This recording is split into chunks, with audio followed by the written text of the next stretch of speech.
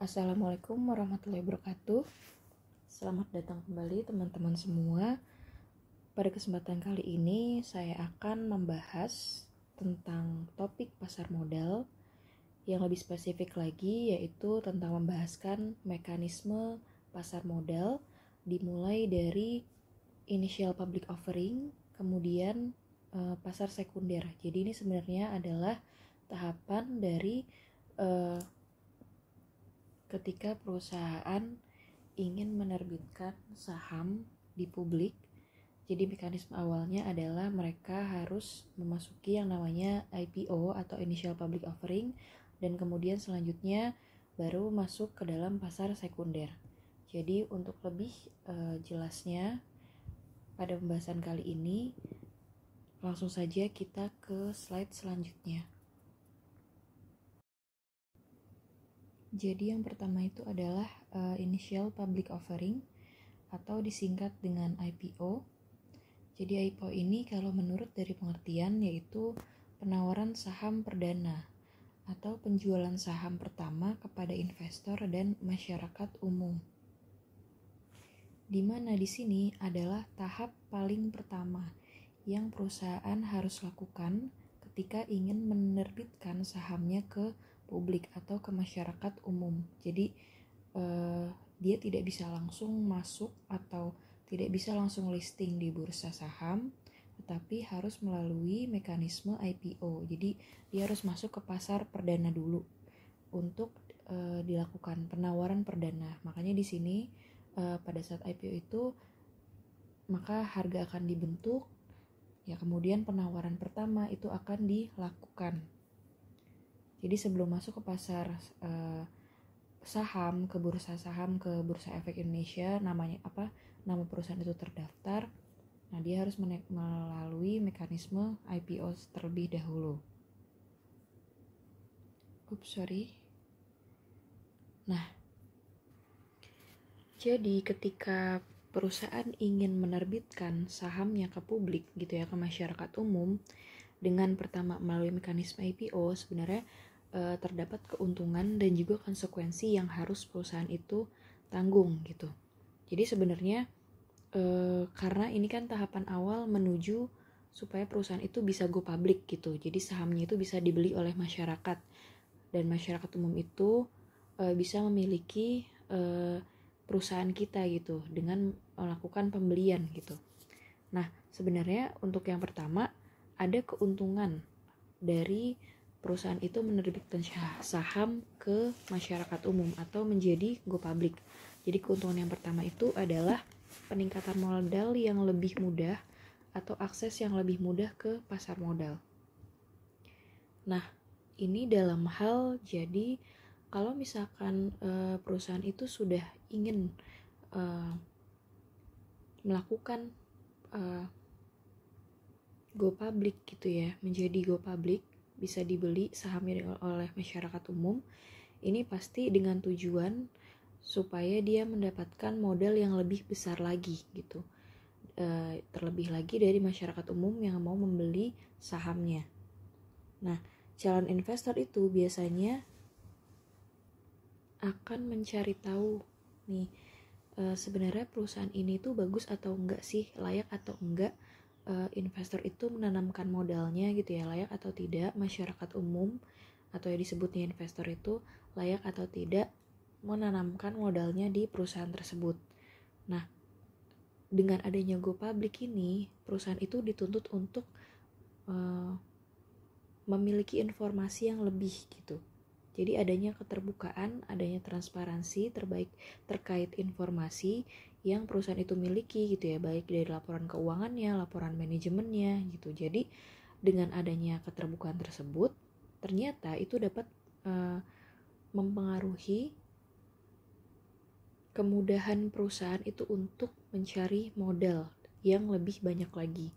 Makanya di sini kalau sudah go public itu biasanya akses untuk mencari dana atau permodalan itu lebih mudah. Kemudian yang kedua itu adalah peningkatan likuiditas pemegang saham atau investor. Jadi untuk perusahaan yang masih tertutup, jadi yang belum mempunyai pasar saham gitu ya, belum menerbitkan saham ke masyarakat umum, ke publik, itu pemegang saham atau investor itu akan lebih sulit untuk menjual sahamnya dibandingkan jika perusahaan itu sudah going public gitu ya, sudah go public, itu akan lebih mudah dijualnya gitu, karena sudah secara secara mudah itu bisa transaksi jual beli di sana. Kemudian yang ketiga yaitu pengetahuan tentang nilai pasar perusahaan. Jadi nilai pasar perusahaan itu seharusnya perlu diketahui ya, perlu untuk diketahui. Jadi misalnya ketika perusahaan nih ingin memberikan insentif ya, berupa keuntungan dalam bentuk opsi gitu ya, dalam bentuk opsi saham. Nah, di sini nilai sebenarnya dari opsi tersebut, nilai sebenarnya dari opsi saham tersebut itu harus diketahui gitu. Jadi kalau perusahaan itu masih sifatnya tertutup gitu ya, bukan go public, maka kita akan sulit, atau perusahaan itu akan sulit menentukan nilai opsi karena informasinya itu tidak diketahui, atau nilai sebenarnya itu sulit untuk ditentukan. Nah, selanjutnya adalah konsekuensi dari go public. Tadi kita bahas keuntungan-keuntungan dari go public, dan ternyata di sini juga ada konsekuensi jika perusahaan itu menerbitkan saham gitu ya, atau menjadi saham yang go public. Jadi yang pertama itu adalah berbagi kepemilikan.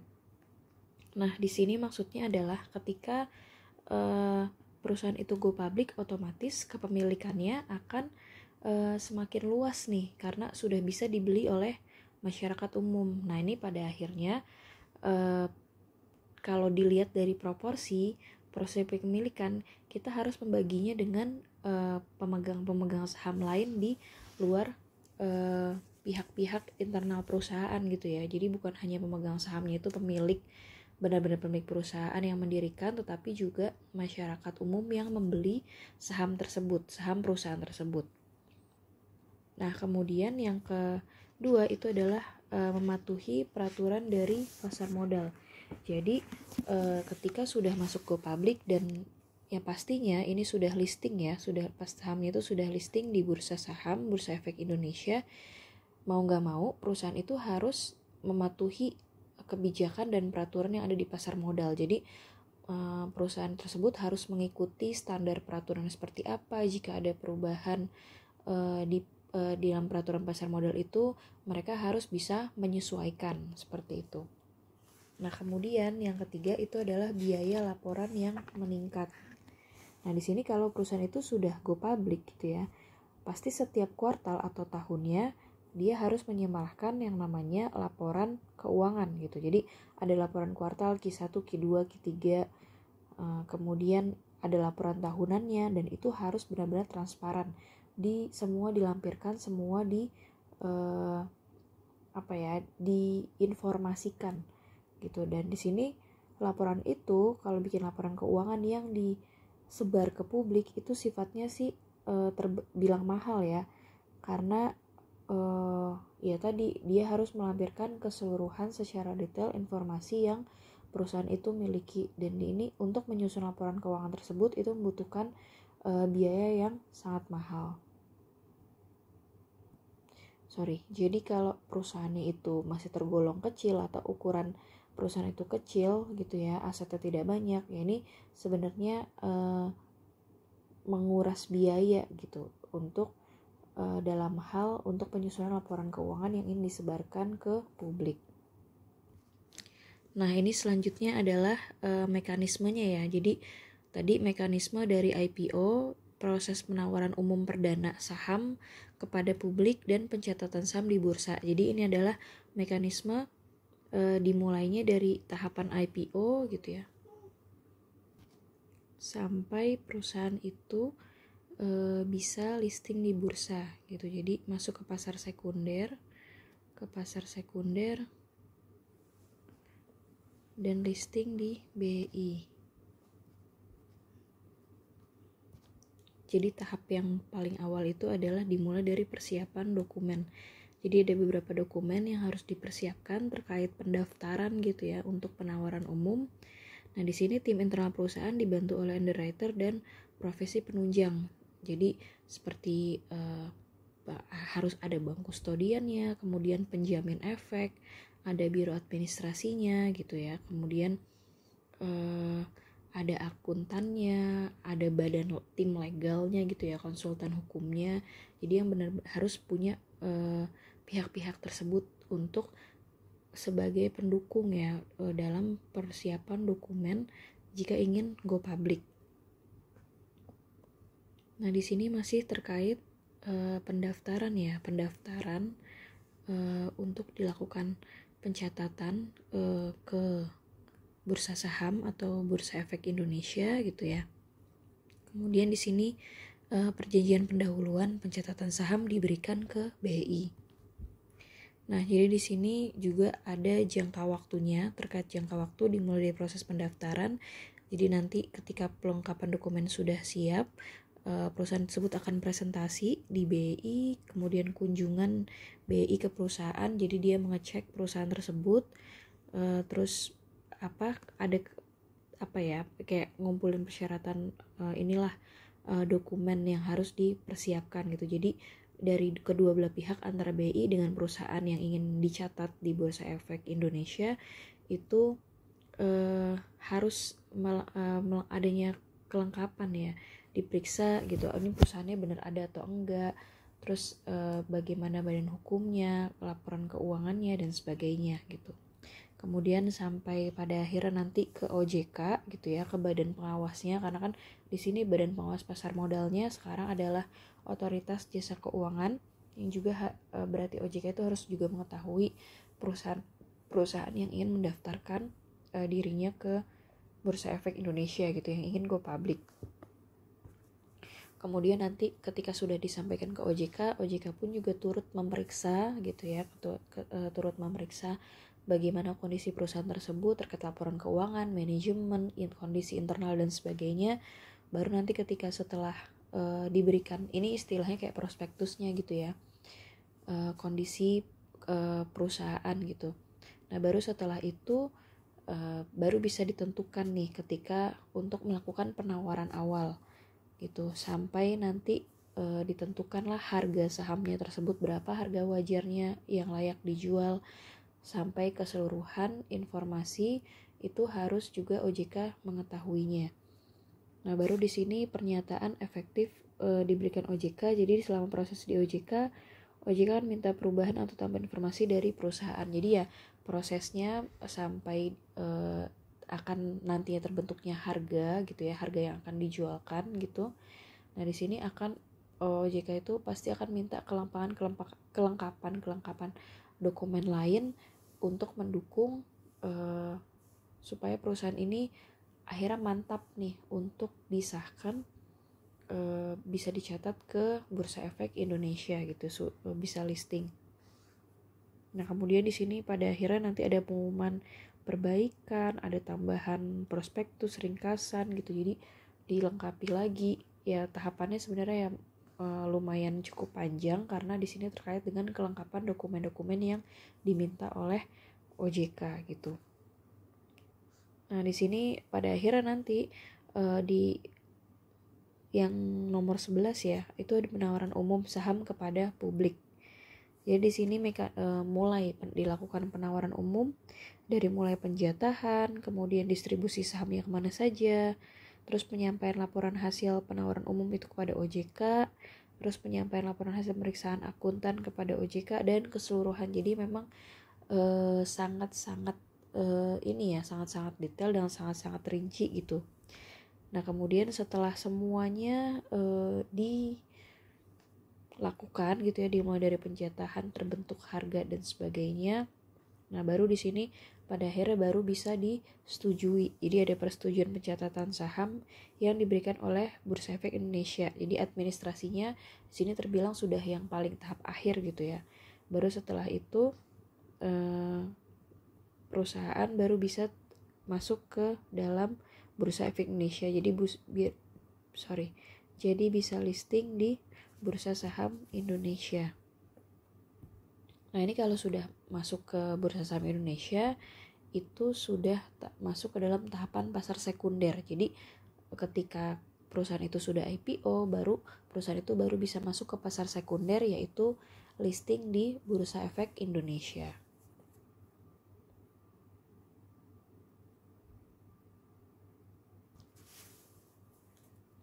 Nah, sekarang kita masuk ke pasar sekunder gitu. Jadi setelah melalui mekanisme IPO tadi gitu ya, dari pendaftaran, kelengkapan dokumen, dicatat semuanya, diketahui oleh badan pengawas pasar modal dan sebagainya gitu, perusahaan baru dapat masuk ke pasar sekunder. Jadi di pasar sekunder ini perusahaan itu sudah dapat diperdagangkan ke masyarakat umum gitu ya, ke publik melalui pasar sekunder, atau di sini yang kita kenal adalah Bursa Efek Indonesia. Nah, kemudian investor gitu ya, investor ini maksudnya yang ingin yang memiliki atau pemegang saham itu akan melakukan perdagangan gitu ya melalui perantara broker. Jadi broker ini adalah pialang saham yang memang dia itu sebagai jembatan untuk transaksi jual beli saham. Jadi ketika investor ingin membeli saham gitu ya, atau ingin menjual saham, mekanismenya adalah melalui si broker ini gitu. Jadi kalau zaman dulu mungkin kita teleponin tuh brokernya gitu, kita lihat perkembangan sahamnya, kalau kita memutuskan ingin beli atau ingin jual, kita telepon brokernya gitu. Jadi saya mau beli saham A di harga 500, nanti brokernya yang akan mengeksekusi gitu. Tapi kalau sekarang mungkin sudah ada platformnya ya, jadi udah ada platform online, jadi kita bisa langsung memutuskan dan juga bisa langsung istilahnya kayak mengklik gitu. Kita bisa beli secara lebih mudah gitu. Kecuali kalau memang pembeliannya itu dilakukan dalam jumlah besar gitu lotnya. Nah, gitu mungkin masih bisa harus menghubungi si broker seperti itu. Nah, broker-broker ini adalah orang-orang yang ada di dalam perusahaan sekuritas gitu. Jadi perusahaan-perusahaan sekuritas di dalamnya itu ada pihak-pihak yang namanya broker saham. Nah, dia yang memfasilitasi tadi, membantu kita untuk melakukan transaksi jual beli saham. Nah, ini mungkin mekanismenya cara bagaimana jual belinya itu bisa teman-teman klik di sini ya. Website ini yaitu websitenya IDX atau Bursa Efek Indonesia. Nah, kemudian selanjutnya, nah di sini terdapat jenis-jenis transaksi yang ada di pasar sekunder. Jadi transaksi-transaksi apa aja yang ada di dalam pasar sekunder. Jadi segmentasi pasarnya itu dimulai dari pasar reguler, pasar tunai, dan pasar negosiasi. Jadi ada macam-macam transaksi pasarnya ya, transaksi pasar sekunder. Dimulai dari pasar reguler, kalau kita mau transaksi saham biasa gitu, kita beli saham atau jual saham secara biasa gitu, nanti penyelesaian transaksinya itu hari bursa kedua setelah terjadi transaksi bursa. Nah, di sini penyelesaian transaksi itu maksudnya adalah ketika kita membeli saham gitu ya, contohnya misal mau beli saham, karena kan di Bursa Efek macam-macam ya, macam-macam tipe pasarnya gitu. Jadi ketika di pasar reguler itu penyelesaiannya ketika misal kita mau beli saham A gitu di harga 500. Nah, pernyataan bukti kepemilikan kita terhadap saham A itu baru benar-benar selesai diproses itu ketika H+2. Jadi setelah kita membeli, terus nanti ada ada keterangan informasi kalau kita sudah beli saham A, dan baru bukti kepemilikan kita terhadap bukti kepemilikan kita terhadap saham A itu benar-benar akan tercatat di KC gitu ya, di bank kustodian pun itu H+2, jadi 2 hari setelah transaksi dilakukan. Atau misal nih ketika kita jual saham kita, misal kita jual saham B gitu ya di harga 1.000 gitu. Nah, nanti kan kita akan dapat cash gitu kan, cash kita karena kita sudah menjual saham B tersebut. Nah, sifat pencairannya itu jadi adalah H+2. Jadi setelah transaksi jual, kita bisa baru dapat mengambil cash tersebut adalah H+2 2 hari setelah transaksi. Nah, kemudian di sini juga ada pasar tunai. Jadi kalau pasar tunai itu ya penyelesaian transaksinya pada saat itu juga. Jadi hari bursa yang sama dan dengan terjadinya transaksi bursa pada saat itu juga T+0 gitu. Kemudian ada pasar negosiasi.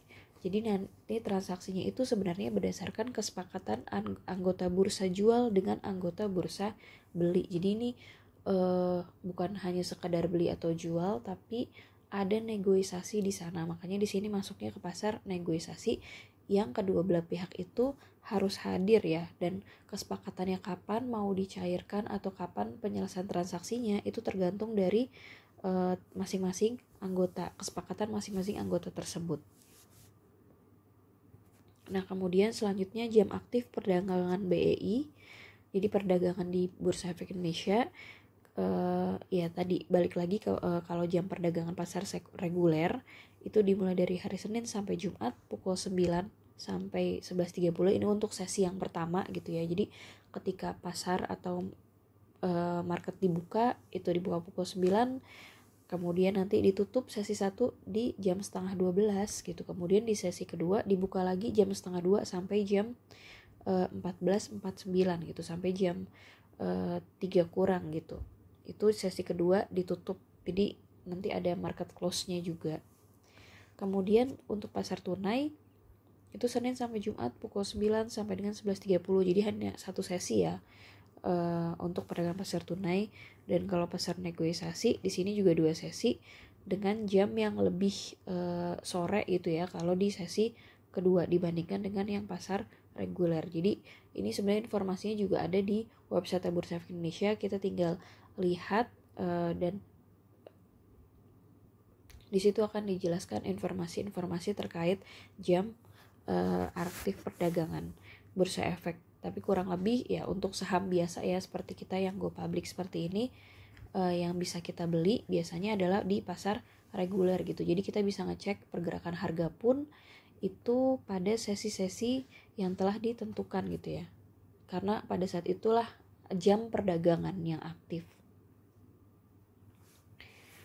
Oke, mungkin cukup sekian penjelasan tentang mekanisme IPO dan pasar sekunder, dimulai dari tahapan pendaftaran perusahaan sampai bagaimana perdagangan di pasar sekunder. Jika ada yang kurang jelas atau ada yang ingin didiskusikan dan ditanyakan, silahkan chat di kolom komentar. Nanti insya Allah mungkin akan kita bahas di chat tersebut, insya Allah akan saya balas. Terima kasih teman-teman semuanya yang telah menyimak pembahasan tentang mekanisme IPO dan pasar sekunder. Sampai jumpa lagi di pertemuan dan pembahasan tentang topik manajemen selanjutnya. Wassalamualaikum warahmatullahi wabarakatuh.